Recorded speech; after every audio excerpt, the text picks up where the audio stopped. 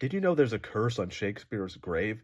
This is an interesting literary fact that I'm not sure everyone who knows about Shakespeare is aware of. But Shakespeare feared his body being moved, so he placed a curse on his grave to prevent it.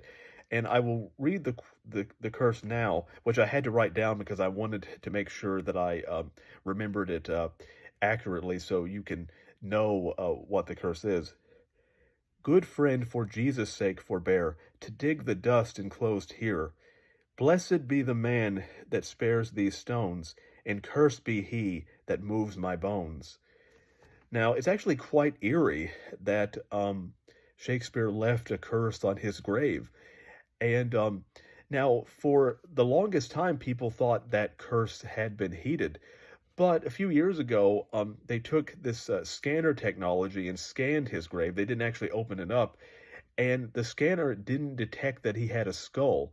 And so someone may have robbed his grave at some time. There was actually an article came out in the 1800s that reported that in the 1700s his skull had been robbed.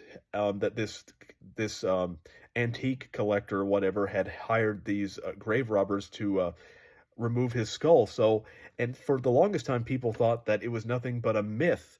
But apparently, there may actually be some credence to it. And so it's just that's a very interesting literary fact. And it's also interesting, and this is something that I don't think people study enough, that it's one of the few instances of Shakespeare actually writing about himself in the first person where it is unambiguously him speaking to you. The sonnets, are up for debate, that people debate about whether it's him speaking or he's speaking through a narrator. But this is one of the few instances, other than some of his dedications to his longer poetry, where he is speaking directly to you. And so what lessons can we learn from that? Well, and because we have so little to go on, well, he says, good friend, for Jesus' sake forbear. So to me, that implies that Shakespeare does have, and not definitively, but that he does have, you know, um, a profound faith and belief in the power of Christ and of Jesus to evoke that. I don't think it's just a cultural thing here, and so I think that we can actually learn certain things about Shakespeare um, through sentences like this. Even though you may think they don't give you a lot to go on, they actually give you more than you think. So this is just a very interesting literary fact.